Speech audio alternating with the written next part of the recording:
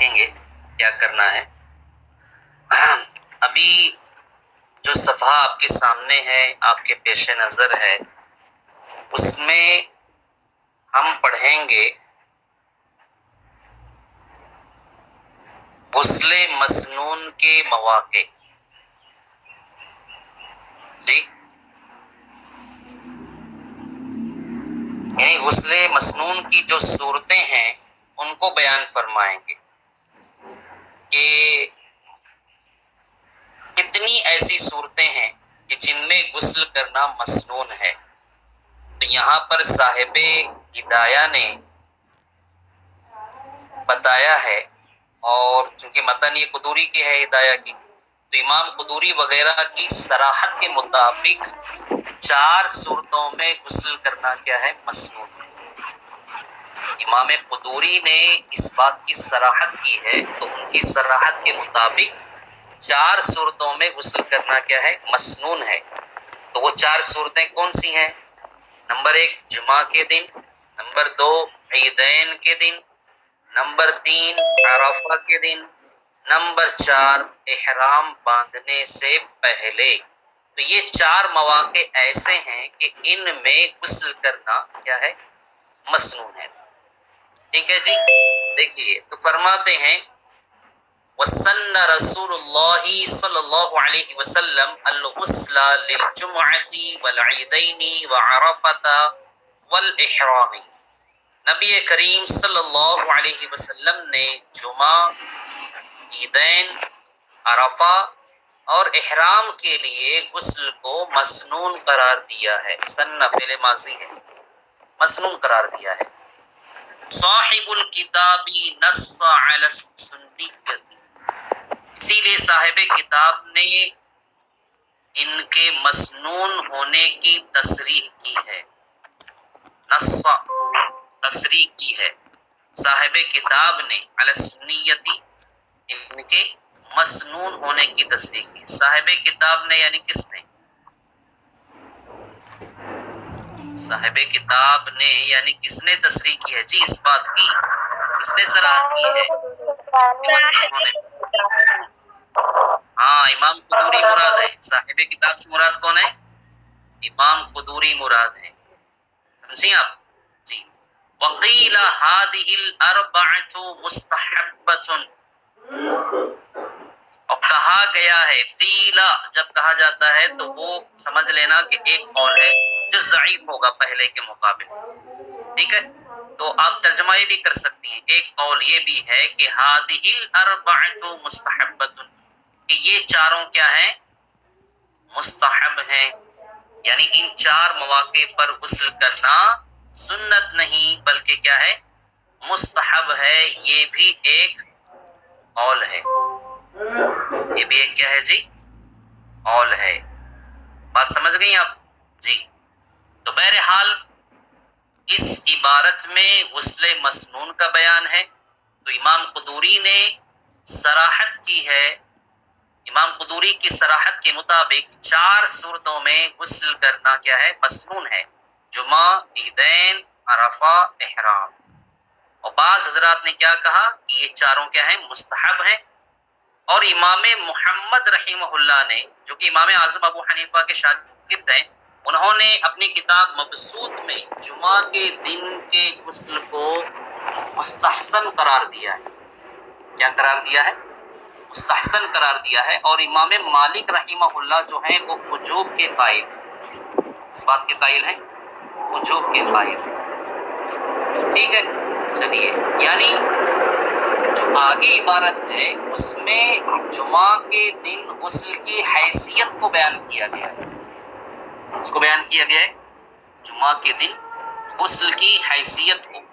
تو دیکھیے بعض حضرات جو ہے ان مواقع پر غسل کرنا مستحب قرار دیتے ہیں جی، چنانچہ جو امام محمد رحمہ اللہ ہیں انہوں نے اپنی کتاب مبسوط میں جمعہ کے دن غسل کرنے کو مستحسن قرار دیا ہے، جبکہ امام مالک رحمہ اللہ جمعہ کے دن غسل کرنا واجب اور ضروری سمجھتے ہیں۔ تو سب سے پہلے امام مالک رحمہ اللہ کی دلیل سن لیتے ہیں، دھیان سے سننا۔ دیکھیے ان کی دلیل حضرت ابن عمر رضی اللہ تعالی عنہما کی یہ حدیث ہے، من اتل جمعۃ فلیغتسل، یہ والی حدیث کہ جو جمعہ کو آئے تو چاہیے کہ وہ غسل کرے۔ یہ حدیث پاک ہے، اس حدیث پاک سے وجہ استدلال اس طور پر ہے کہ حدیث پاک میں غور کرنے سے آپ کو معلوم ہوگا، بلکہ تھوڑی سی نظر ڈالیں گے تو معلوم ہوگا کہ اس میں صیغہ امر کا استعمال ہوا ہے نا، فل یغتسل، یہ امر کا صیغہ ہے، تو فل یغتسل جو صیغہ امر ہے اس سے غسل کا حکم دیا گیا ہے، اور آپ اس سے بخوبی واقف ہیں کہ امر کس کے لیے آتا ہے، وجوب کے لیے آتا ہے، اس لیے یوم جمعہ کا غسل کیا ہوگا، واجب ہوگا۔ یہ کس کی دلیل ہے، امام مالک رحمہ اللہ کی، سمجھی نا آپ جی، کیونکہ امام مالک رحمہ اللہ کے یہاں جمعہ کے دن غسل کرنا کیا ہے، واجب ہے۔ دلیل کیا ہے ان کی، حضرت ابن عمر رضی اللہ تعالی عنہما والی حدیث، من اتل جمعۃ فلیغتسل، اس حدیث پاک سے استدلال کس طور پر کرتے ہیں، اس طور پر کرتے ہیں کہ حدیث پاک میں صیغہ امر آیا ہوا ہے فلیغتسل، تو فلیغتسل جو صیغہ امر ہے اس سے غسل کا حکم دیا گیا ہے، اور امر جو ہے وہ کس کے لیے آتا ہے، وجوب کے لیے آتا ہے، تو پتہ چلا کہ جمعہ کے دن غسل کرنا واجب و ضروری ہے۔ ٹھیک، اچھا ہماری دلیل کیا ہے اس کو بھی سن لیتے ہیں۔ ہماری دلیل حضرت سمورہ بنت جندب رضی اللہ تعالی عنہ والی حدیث ہے جی، کہ حضرت سمورہ جو ہیں وہ حضور صلی اللہ علیہ وسلم کا فرمان نقل کرتے ہیں، من توضأ یوم الجمعۃ فبہا، جی جس نے جمعہ کے دن غسل کیا تو بھی ٹھیک ہے، اچھا کیا، اور جس نے جمعہ کے دن غسل کیا تو غسل کرنا جمعہ کے دن یہ کیا ہے، افضل ہے۔ من توضأ یوم الجمعۃ فبہا ونعمت ومن اغتسل فالغسل افضل، جس نے جمعہ کے دن وضو کیا تو اس نے اچھا کیا، ٹھیک ہے، اور جس نے غسل کیا تو غسل کرنا کیا ہے، افضل ہے۔ تو اس حدیث پاک سے ہم استدلال اس طور پر کرتے ہیں کہ آپ صلی اللہ علیہ وسلم نے جمعہ کے دن غسل کرنے کو افضل قرار دیا، جمعہ کے دن غسل کرنے کو افضل قرار دیا ہے آپ نے۔ اگر غسل کرنا واجب و ضروری ہوتا، لازم ہوتا، تو افضل کہنے پر اکتفا نہیں کرتے جی، بلکہ اس کے وجوب کو، اس کی وجوب کی تصریح کر دی جاتی، وہاں پر اس کے وجوب کی صراحت کر دی جاتی کہ جمعہ کے دن غسل کرنا واجب و ضروری ہے، مگر حدیث پاک کے الفاظ سے پتہ چلتا ہے کہ جمعہ کے دن غسل کرنا افضل ہے۔ اگر غسل کرنا واجب ہوتا، ضروری ہوتا، لازم ہوتا تو افضل کہنے پر ہی اکتفا نہیں کیا جاتا، بلکہ اس کے واجب ہونے کی تصریح کر دی جاتی جی۔ تو پتہ چلا کہ بھئی جمعہ کے دن غسل کرنا واجب و ضروری نہیں ہے بلکہ افضل ہے، ٹھیک ہے۔ اب رہی وہ روایت جس کو امام مالک رحمہ اللہ نے اپنے استدلال میں پیش کیا ہے، تو پھر اس کا جواب کیا ہوگا؟ تو دیکھیے فقہائے کرام نے اس کی تعبیر کی اور تطبیق دی ہے، اور ایسی تطبیق دی ہے جی کہ کہیں کوئی تعارض جو ہے وہ باقی نہیں رہ جاتا ہے۔ دھیان سے سنیے تطبیق کیا دی ہے فقہائے کرام نے، کیونکہ ٹکراؤ ہو رہا ہے نا جی۔ امام مالک رحمہ اللہ نے جو روایت پیش کی ہے دلیل کے طور پر، اس سے پتہ چلتا ہے کہ جمعہ کے دن غسل کرنا واجب ہے، اور ہم نے جو دلیل پیش کی ہے، جو حدیث پیش کی ہے دلیل کے طور پر، تو اس سے پتہ چلتا ہے کہ جمعہ کے دن غسل کرنا واجب و ضروری نہیں ہے بلکہ افضل ہے۔ تو پھر فقہائے کرام نے اسی لیے تعویل کی ہے اور تطبیق دی ہے، تطبیق ایسی دی ہے کہ کوئی تعارض باقی نہیں رہتا ہے۔ تو پہلی تطبیق کیا ہے، دھیان سے سننا، پہلی تطبیق تو یہ ہے کہ فل یغتسل جو امر کا صیغہ ہے وہ وجوب کے لیے نہیں ہے بلکہ استحباب کے لیے ہے. اس لیے استحباب کے لیے. کیوں؟ کیونکہ امر کو اسی وقت وجوب کے لیے مانا جا سکتا ہے جبکہ کسی شرعی اصول کے ساتھ اس کا ٹکراؤ نہ ہو، جبکہ کسی شرعی اصول کے ساتھ اس کا تعارض نہ ہوتا ہو. اور یہاں جو ہے غور کرنے سے معلوم ہوگا کہ اس کا تعارض حدیث سے بھی ہو رہا ہے اور عقل سے بھی ہو رہا ہے. جی حدیث سے تعارض کیسے ہو رہا ہے تو آپ نے جان ہی لیا نا ابھی. حدیث پاک سے اس کا ٹکراؤ ہو رہا ہے، تعارض ہو رہا ہے کہ نہیں؟ جو ہم نے حدیث پیش کی تھی اس سے اس کا تعارض ہو رہا ہے. جی تو حدیث سے تو تعارض ہو رہا ہے پتہ چلا، اور عقلاً بھی جو ہے وہ تعارض پایا جا رہا ہے، عقل سے بھی اس کا تعارض ہو رہا ہے. وہ کیسے؟ عقل سے تعارض اس طور پر ہو رہا ہے کہ اگر ہم جمعہ کے دن غسل کرنے کو واجب مان لیتے ہیں تو دیکھیے دنیا میں بہت سارے ایسے مقامات ہیں، ایسی جگہیں ہیں جہاں پر خطرناک سردی ہوتی ہے، یعنی بہت زیادہ سردی پڑتی ہے. تو وہاں کے لوگ پاک صاف ہونے کے باوجود جمعہ کے دن جمعہ کی نماز ادا کرنے سے کیا ہو جائیں گے؟ محروم ہو جائیں گے. جی کہ نہیں ہوں گے؟ خاص کر کے وہ بزرگ جو کافی عمر دراز ہیں، کافی جن کی عمریں ہو چکی ہیں. جی بات سمجھیں آپ؟ تو وہ ان کے لیے اور بھی جو ہے معاملہ تھوڑا سا پیچیدہ ہو جائے گا، کیونکہ ضعیف العمر ہونے کی وجہ سے کڑاکے کی سردی ہے تو ایسی صورت میں غسل کرنا ان کے لیے بہت بھاری ہو جائے گا. ٹھیک ہے نا؟ اس لیے فَلْيَغْتَسِلْ جو امر کا صیغہ ہے اس کو ہم وجوب کے لیے نہیں مانیں گے بلکہ اس کے لیے مانیں گے؟ استحباب کے لیے. تو دیکھیں یہاں پر عقلاً بھی تعارض ہو رہا ہے. عقلاً کیسے تعارض ہو رہا ہے بتایا میں نے کہ اگر جمعہ کے دن غسل کو واجب مان لیں، واجب قرار دے دیتے ہیں، تو بہت سارے دنیا میں وہ جگہیں ہیں، وہ مقامات ہیں جہاں پر خطرناک سردی ہوتی ہے. تو وہاں کے لوگ پاک اور صاف ہوں گے. جی اس کے باوجود جو ہے وہ جمعہ کی نماز کی ادائیگی سے کیا ہو جائے گی؟ محروم ہو جائیں گے. ہاں خاص کر کے جو عمر دراز ہیں، ضعیف العمر ہیں، بوڑھے ہیں، تو ان کے لیے تو معاملہ کیا ہو جائے گا؟ پیچیدہ ہو جائے گا. ٹھیک ہے؟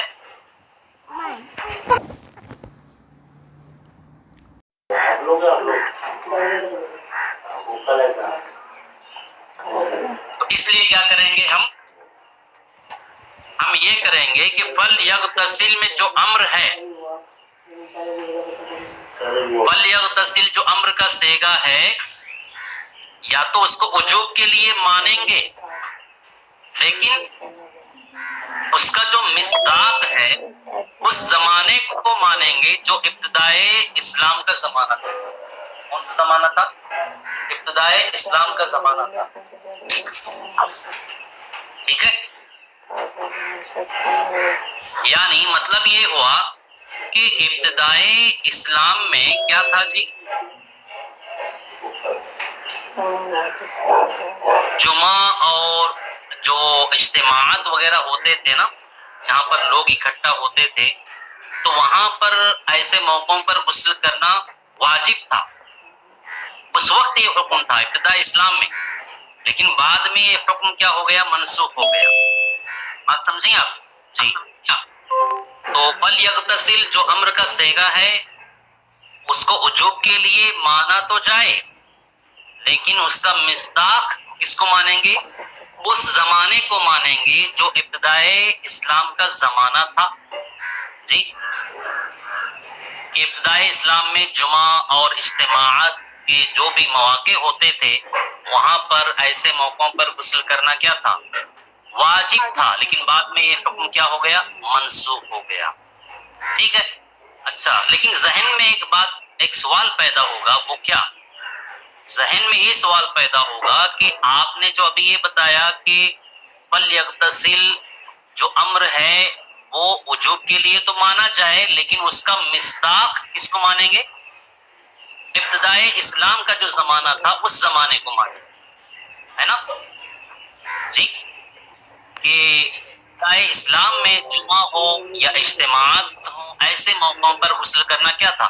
واجب تھا، لیکن بعد میں یہ حکم کیا ہو گیا؟ منسوخ ہو گیا نا۔ تو اس پر دلیل کیا ہے؟ اس کی نسخ پر دلیل بھی تو ہونی چاہیے کہ ہاں یہ حکم ابتدائی اسلام میں تھا، بعد میں منسوخ ہو گیا۔ تو دیکھیے اس کے نسخ پر جو ہے نا بہت سارے دلائل آپ کو مل جائیں گے، جیسا کہ حضرت عائشہ صدیقہ رضی اللہ تعالی عنہ اور حضرت ابن عباس رضی اللہ تعالی عنہ سے مروی ہے جی، کیا کہ ابتدائے اسلام میں لوگ جو ہے اپنا کام خود کرتے تھے، ایسا نہیں تھا کہ نوکر چاکر ہیں بہت زیادہ، نہیں، ہر آدمی اپنا کام خود کرتا تھا۔ کب؟ ابتدائے اسلام میں۔ اور اس وقت لوگ جو ہے اونی لباس پہنتے تھے، اون کے جو لباس ہوتے ہیں، کیونکہ اون کا جو لباس ہوتا ہے اس میں دیکھیے بہت پسینہ ہوتا ہے، اور اس وقت مسجد کی جو چھت بھی ہوتی تھی نا وہ بڑی چھوٹی ہوتی تھی جی، چھوٹی چھوٹی ہوتی تھی، جس کی وجہ سے ایک دوسرے کو جو ہے وہ پسینے کی بدبو بھی آتی تھی، اس سے تکلیف بھی ہوتی تھی۔ اسی لیے جو ہے ایسے موقعوں پر اور جمعہ کے دن غسل کرنا جو ہے وہ لازمی قرار دیا گیا تھا۔ لیکن جب لوگوں میں جو ہے وسعت پیدا ہو گئی جی، ان کے پاس جو ہے فراوانی ہو گئی کچھ پیسوں کی، اور تو انہوں نے اونی لباس پہننا جو ہے وہ چھوڑ دیا، اور محنت و مشقت کے کام بہت زیادہ کرنے چھوڑ دیے جی، سمجھ میں آئی بات؟ تو اس وقت جو یہ حکم تھا، یہ لازمی جو حکم تھا وہ تبدیل ہو گیا، بدل گیا، کس میں؟ حکم استحبابی میں، ہے نا؟ تو وجوب کا جو حکم تھا وہ کیا ہو گیا؟ منسوخ ہو گیا۔ کیا ہو گیا؟ منسوخ ہو گیا، جی ہاں۔ تو یہ حضرت عائشہ صدیقہ رضی اللہ تعالی عنہا اور حضرت ابن عباس رضی اللہ تعالی عنہما سے مروی ہے، جو کچھ بھی میں نے بتایا، کہ وہ فرماتے ہیں کہ ابتداء اسلام میں لوگ جو ہے خود اپنا کام کرتے تھے اور انہیں لباس پہنتے تھے جس میں جو ہے پسینہ زیادہ ہوتا تھا، اور اس وقت ابتداء اسلام میں مسجد کی چھتیں بھی جو ہے بہت چھوٹی ہوتی تھیں، ہاں، جس کی وجہ سے جو ہے وہ ایک دوسرے کو پسینے کی بدبو پہنچتی اور اس سے تکلیف بھی ہوتی تھی۔ اسی لیے جو ہے غسل کرنا لازمی قرار دیا گیا تھا۔ لیکن جب لوگوں کے پاس جو ہے پیسے کی فراوانی ہو گئی، وسعت و کشادگی آ گئی، تو لوگوں نے اونی لباس پہننا چھوڑ دیا اور محنت و مشقت کے کام زیادہ کرنے چھوڑ دیے جی۔ تو یہ جو حکم تھا، لازمی حکم تھا، وجوب کا جو حکم تھا وہ کس میں بدل گیا؟ حکم استحبابی میں بدل گیا، اور وجوب کا جو حکم تھا وہ کیا ہو گیا جی؟ منسوخ ہو گیا۔ کیا ہو گیا؟ منسوخ ہو گیا۔ تو بہرحال دیکھیے ان تمام روایات سے یہی پتا چلتا ہے کہ بھائی ابتدائی اسلام میں جمعہ کے دن غسل کرنا کیا تھا؟ واجب تھا، لیکن بعد میں یہ حکم کیا ہو گیا؟ منسوخ ہو گیا۔ اس کے نسخ پر متعدد جو ہے دلائل اور شواہد آپ کو مل جائیں گے، جو میں نے ابھی آپ کو بتائے۔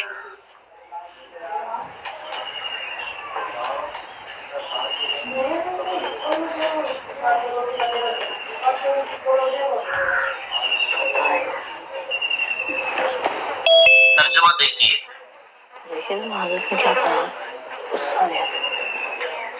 حضرت کن کے نزدیک ہیں ابھی جو دلائل بتائے تھے؟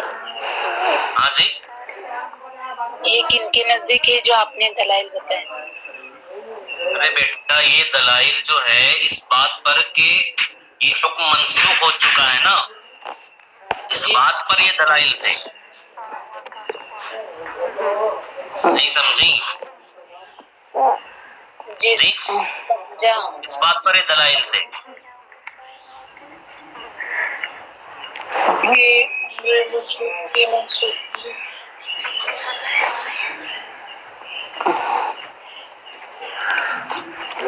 ابھی جو ہم نے دلائل بتائے وہ کس بات پر تھے پتا ہے؟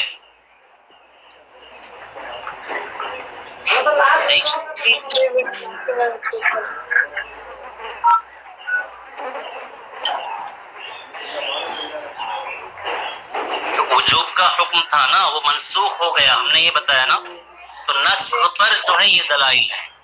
ہاں جی چلیے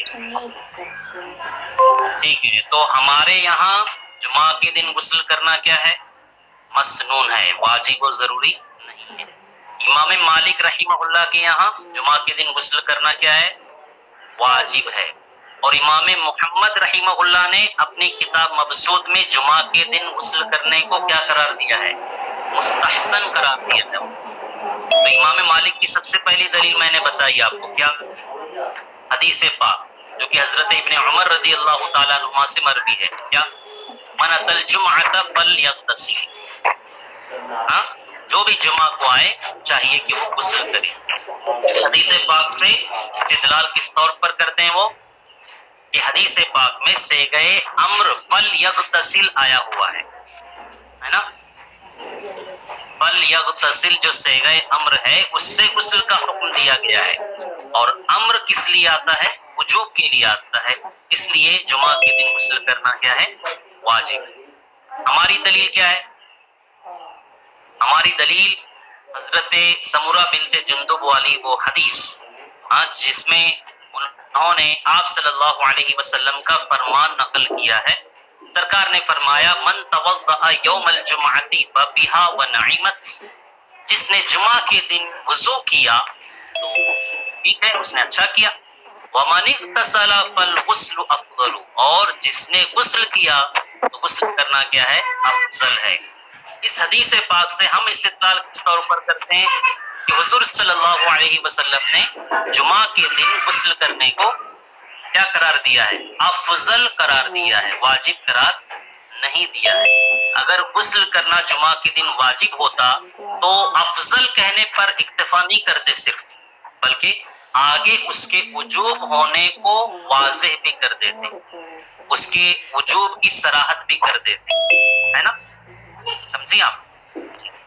یہ ہمارا وجہ استدلال تھا. رہی وہ روایت جسے امام مالک رحمہ اللہ نے استدلال کے طور پر پیش کیا ہے تو فقہائے کرام نے اس کی تعویل کی ہے نا، اور تطبیق بھی دی ہے کہ کوئی تعارض باقی نہ رہے، کیونکہ ٹکراؤ ہو رہا ہے نا. ہم نے جو حدیث پیش کی اس کے درمیان اور جو امام مالک نے استدلال کے طور پر حدیث پیش کی ہے اس کے درمیان فقہائے کرام نے تطبیق دی ہے، وہاں پر کوئی تعارض باقی نہیں رہتا ہے. تو پہلی تطبیق کیا دی ہے فقہائے کرام نے؟ پہلی تطبیق تو یہ دی ہے کہ فلیغتسل میں جو امر کا صیغہ ہے وہ وجوب کے لیے نہیں ہے بلکہ کس لیے ہے؟ استحباب کے لیے ہے. کیوں جی؟ جو بھی کہا جائے اس کے لیے دلیل تو ہونی چاہیے. جو ہم نے یہ کہا کہ فلیغتسل میں جو امر کا صیغہ ہے وہ وجوب کے لیے نہیں ہے بلکہ کس لیے ہے؟ استحباب کے لیے ہے. کیوں؟ دلیل کیا ہے؟ کیونکہ امر کو اسی وقت وجوب کے لیے مانا جاتا ہے جب اس کا تعارض، اس کا ٹکراؤ کسی شرعی اصول سے نہ ہو، ہے نا. لیکن یہاں پر جو ہے اس کا ٹکراؤ کس سے ہو رہا ہے؟ کس سے ہو رہا ہے؟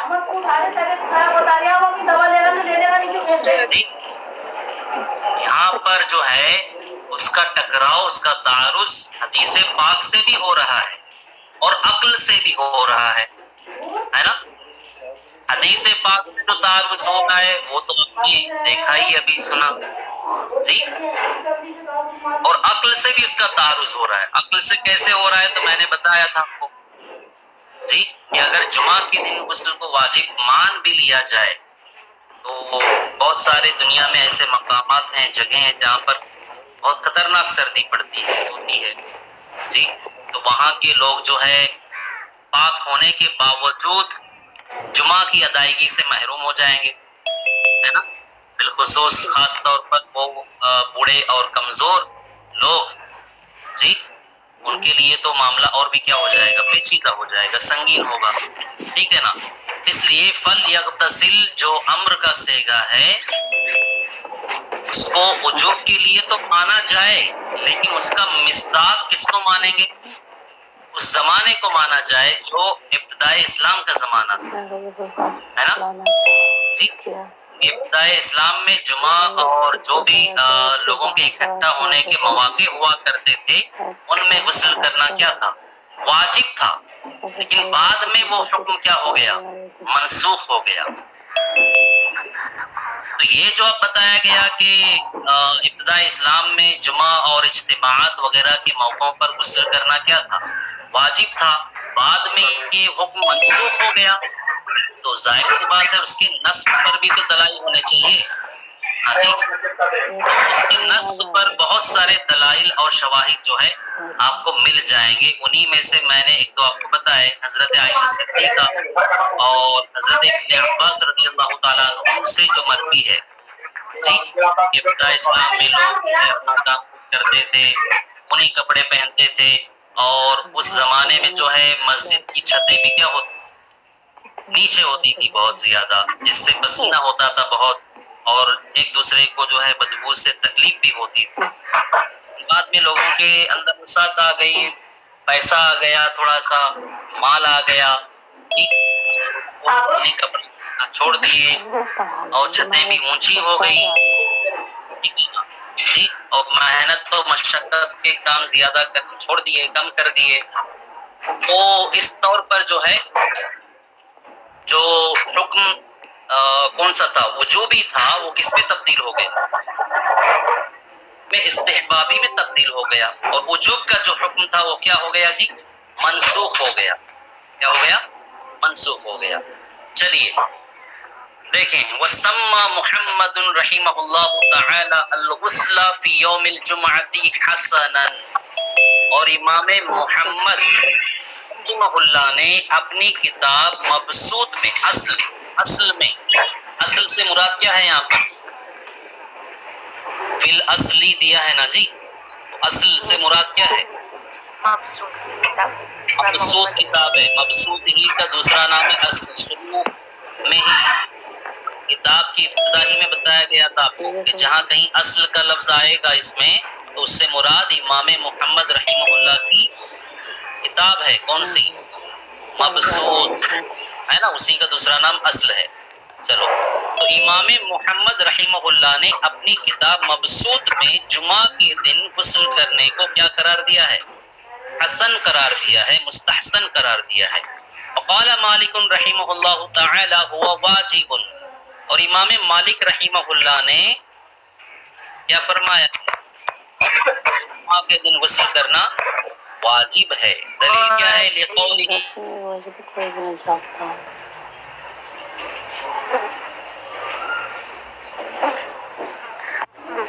محمد رحمہ اللہ نے اپنی کتاب مبسوط میں جمعہ کے دن غسل کرنے کو کیا قرار دیا ہے؟ مستحسن قرار دیا ہے۔ وقال مالک رحمہ اللہ تعالی هو واجب، اور امام مالک رحمہ اللہ فرماتے ہیں کہ جمعہ کے دن غسل کرنا کیا ہے؟ واجب ہے۔ دلیل کیا ہے؟ لقوله علیہ السلام، اس لیے کہ آقا کریم صلی اللہ علیہ وسلم نے ارشاد فرمایا من اتى الجمعۃ فلیغتسل، کہ جو شخص جمعہ میں آئے تو اسے چاہیے کہ وہ کیا کر لے؟ غسل کر لے۔ یہ دلیل ہو گئی امام مالک کی۔ وَلَنَا سے ہماری دلیل، اور ہماری دلیل کیا ہے؟ قولہ علیہ الصلوۃ والسلام، حضور صلی اللہ علیہ وسلم کا ارشاد من توضأ یوم الجمعۃ فبها ونعمت، جس نے جمعہ کے دن وضو کیا تو بہت اچھا کیا، کیا ونعمت، اور اچھا کیا۔ ومن اغتسل فهو افضل، اور جس نے غسل کیا تو غسل تو افضل ہے۔ جی آپ، یہ ہماری دلیل ہو گئی۔ وبهذا يحمل ما رواه على الاستحباب، اسی وجہ سے لہذا اور اسی وجہ سے یحمل ما رواہ، محمول کیا جائے گا کس کو؟ اس حدیث کو جس کو روایت کیا ہے کس نے؟ امام مالک نے علی الاستحباب، کس پر؟ استحباب پر، او علی النسخ، یا کس پر؟ نسخ پر۔ یعنی چونکہ احادیث میں ٹکراؤ ہو رہا ہے نا، تعارض ہو رہا ہے، تو اسی وجہ سے امام مالک کی پیش کردہ روایت کو محمول کیا جائے گا، اس پر استحباب پر محمول کیا جائے گا، یا تو پھر کس پر محمول کیا جائے گا؟ نسخ پر محمول کیا جائے گا، ٹھیک ہے نا جی۔ پھر اس کے بعد آگے جو عبارت ہے اس میں یہ بتایا گیا ہے کہ جو غسل کرنا مسنون ہے وہ جمعہ کے دن کے لیے ہے یا جمعہ کی نماز کے لیے ہے، اور یہ جو اختلاف ہے ہم اس سے پہلے کئی کتابوں میں پڑھ بھی چکے ہیں جی، کہ جمعہ کے دن جو غسل کرنا ہے وہ جمعہ کی نماز کے لیے ہے یا جمعہ کے دن کے لیے ہے، تو اس میں اختلاف ہے فقہائے احناف کا۔ چنانچہ امام ابو یوسف جو ہے وہ فرماتے ہیں کہ جمعہ کی نماز کے لیے غسل کرنا یہ سنت ہے نا، اور امام حسن بن زیاد جو امام اعظم ہی کے ایک شاگرد ہیں وہ کیا فرماتے ہیں کہ جمعہ کے دن کے لیے، نماز کے لیے نہیں بلکہ جمعہ کے دن کے لیے غسل کرنا کیا ہے؟ سمجھیں آپ؟ چلیے ٹھیک ہے، تو اس کا ترجمہ انشاءاللہ کل ہوگا، تو سب